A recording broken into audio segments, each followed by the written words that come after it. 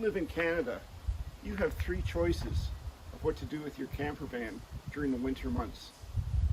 You can either tough it out at minus 30 degrees. If that's the case, that's a totally different video. B, you can head south, Florida, Arizona, Texas, spend the whole winter soaking up the sun down south. 3, winterize your van. That's exactly what we're going to do today. I'm going to walk you through the steps it takes to winterize our van.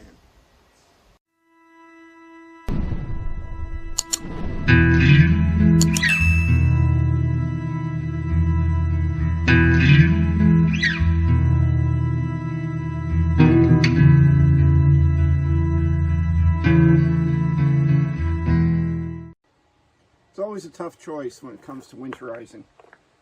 You know, you spent all summer enjoying the nice warm weather, and then the fall hits. Once the temperatures start getting below zero at night, you really have to start thinking about winterizing. That's exactly what we're going to start today. It's a bit of a process.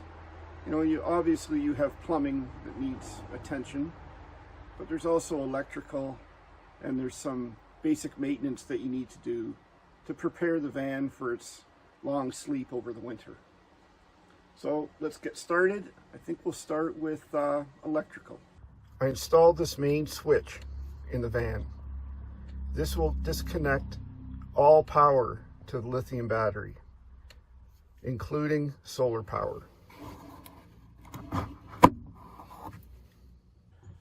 As you know, there's many different types of batteries that you can use in your camper van. We use a lithium LiPo 4 battery, and they have a built-in management system called a BMS, which prevents them from charging once the battery gets below a certain temperature. So that's why I completely disconnect it, even though this van goes in a garage. So I'm really not worried about solar power. But if you're parking your van outside and you've disconnected your house battery, lithium or AGM or lead acid, whatever battery you have, that solar panel will keep generating power. The one thing you want to make sure that you never do is disconnect your battery without disconnecting the charge controller. Because if you simply remove the wires from the battery, those solar panels will continue to charge, and you can easily burn out your charge controller. So you might want to keep that in mind. If you have AGM or lead acid batteries, you're fine just to leave them in the van like the house batteries. You can even, leave the solar panels uncovered. The batteries are not going to freeze. They will continue to charge. So it's really not a big deal. I prefer to disconnect our battery simply because where we park it is non-accessible from November until April or first week in May. So I'm really not there to monitor if anything's happening. So I would rather just completely disconnect any power source into the back of the van. So keep that in mind. And if you do need to block your solar panels, you can simply take a big green garbage bag and lay over the top. I've done that in the past, and I put a few magnets around to hold the plastic bag down, and that blocks the sun, and that blocks the batteries from charging. So let's move on to the next item. I also installed a DC to DC charger in this van. So as you're driving, your alternator will charge up your van battery and also your house batteries. Just another thing I'll shut off that's not needed over the winter. Simply disconnect the switch, and that's it. Plug that back in the spring.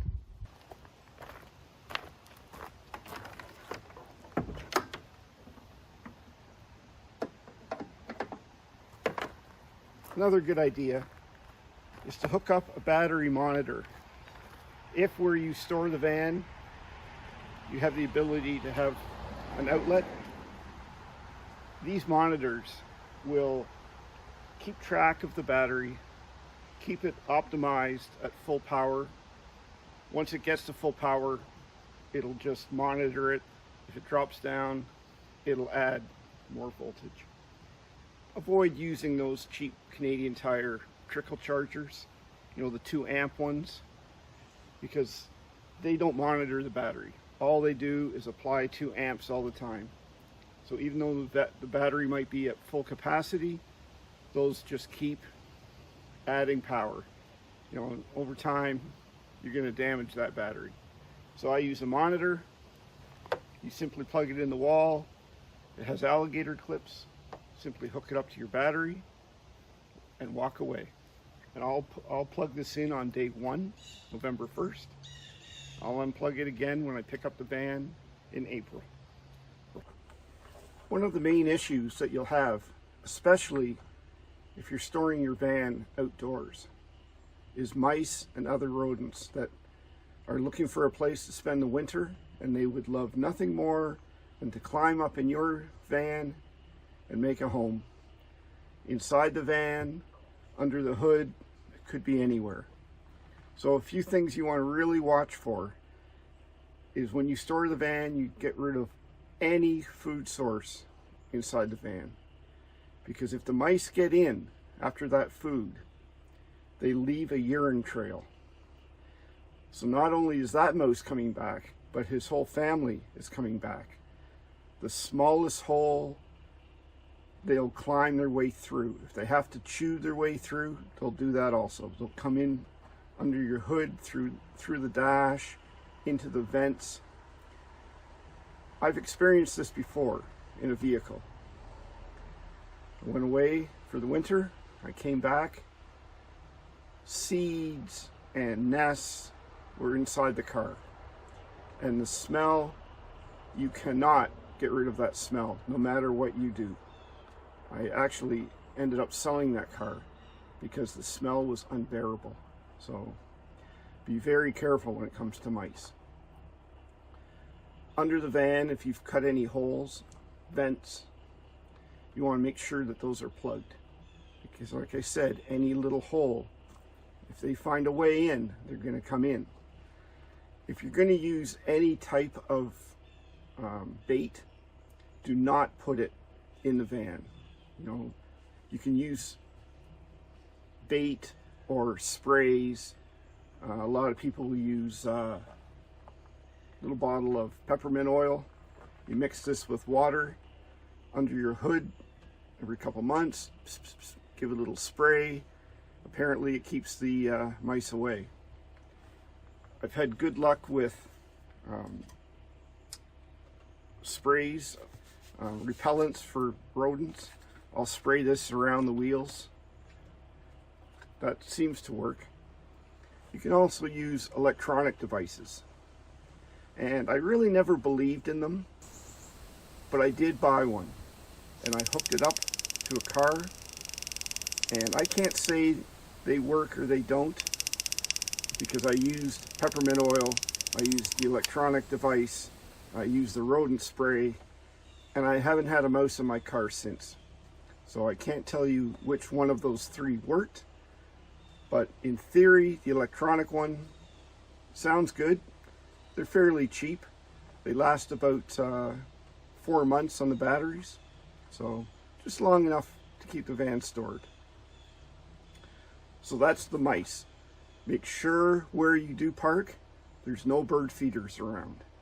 So if you're hanging for the chickadees and you're putting seed up for the blue jays, do not put your van anywhere near a food source like that, because those mice, now they have it made. They get to eat, they got a nice place to stay. You're really going to have a problem because the mice can chew the wires. Like I said, if they get inside, the smell is, you won't get rid of it. So watch out for that. As far as maintenance goes, there's a few items you can do, fairly easy to do, that will help you out in the spring. One is, if you have a vent just crack it open a ½ inch or so, especially if you've parked indoors. Just allow some fresh air so no mold or stale smells build up in the van.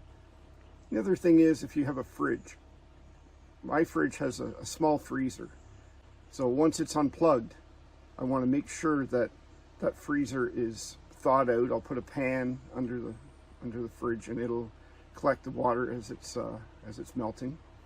And the other thing, you want to leave the fridge door open because it's plastic, and as we all know, over time that plastic can get a smell to it, and you don't want to have that in the spring. So simply leave the door open. As far as the van itself, you used to hear, do I fill the tank up? I should fill it, if it's gasoline, I should fill it to the top. You don't really have to, because today's gas tanks are made of plastic. So it's not so much the tank's going to rust inside, which years ago that was the issue. Condensation would build up in the gas tank and you'd end up getting rust, and that would flow through your fuel system. But if you want to keep the gas fresh, just use some kind of stay-bil or some kind of protectant against ethanol, because ethanol can really damage items. Plus the gas doesn't stay as fresh as it used to. Years ago, you could leave it a year and no problem with the gas, but now, you leave it for 6 months and it's not as fresh and it's not burning as good as it did. So I'll add a little, this van's actually diesel, so I'll use a diesel conditioner before I store the van. That just keeps a little bit of lubricant on the fuel pump and just keeps the diesel from gelling in the cold weather, even though I'm not driving it. But it's preventive maintenance. I'll just add a little bit before we store the van. So now we get to probably the most important part of winterizing your camper van, and that's the plumbing system. If you don't add in your antifreeze, the plumbing today is all 99% plastic. Even the pumps are plastic. So any low area where water can pool and freeze, you're going to have a crack. And trust me, nobody needs that the first time you head out in the spring and you have to deal with a leaking faucet or line somewhere that you're ripping up half the van to get to. So before I winterize, I like to flush the tank.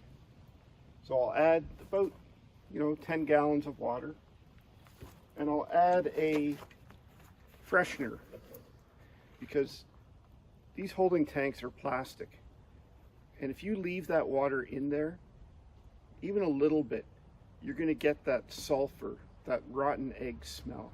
And again, once you have that, it's very difficult to remove. So I'm going to use a little bit of this is designed for RVs, marine and RVs, and this will just freshen up the tank. We're going to add about 10 gallons of water. I'm going to add 2 cups of the freshener. I'll probably drive and let it slosh around, and then we're going to drain the tank, and that'll be that for the tank itself anyway. Here's an item that you might want to think about when you're designing your system. Think about making it easy to fill for water, but also think about making it easy to drain. Because with these camper vans, you put your 30 gallons in and away you go on your trip. But if you don't drain that when you come back, if it sits inside the hot van for a couple of weeks before you head out again, you're going to get bacteria growing, and you're going to get that sulfur smell and taste in the water. So what I did, I made up a line. It's about 10 feet. I can easily hook this up to drain out the tank, which I'm going to do today. I also put a fitting on that fits the water pump. So I can simply disconnect the feed line, add this fitting into the feed line, dip this into the minus 50-degree antifreeze, and pump this through the system. After you've done this a few times, it's no problem at all. So once you have your drain hose hooked up, you simply open the valve and this will drain out your holding tank. So the next step, remove the feed line for your pump. Get that out of the way. And hook up your antifreeze line.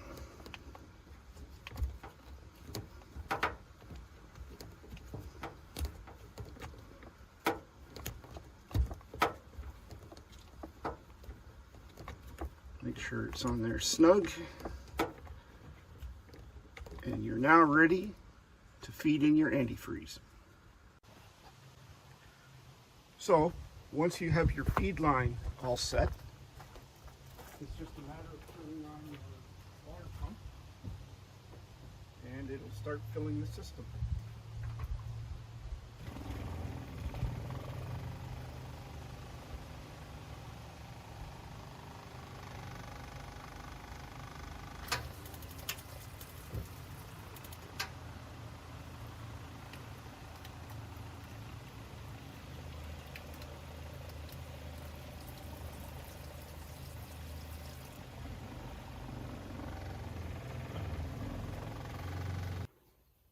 Once your system is full of the antifreeze, simply open your tap until you start seeing the pink antifreeze come through.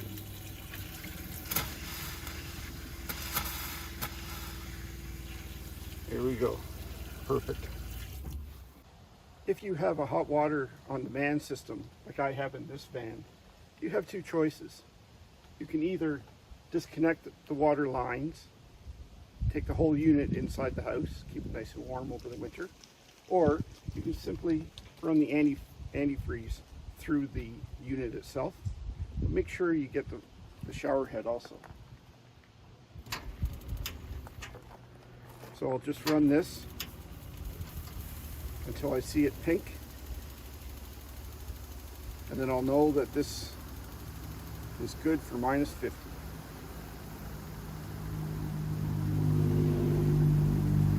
Okay, we're good to minus 50. So the only thing left to do now is top up the air pressure in the tires, give the van a final wipe down, and then put it into storage. Hopefully, it's all set for the spring, all ready to go for another season of travel and adventure.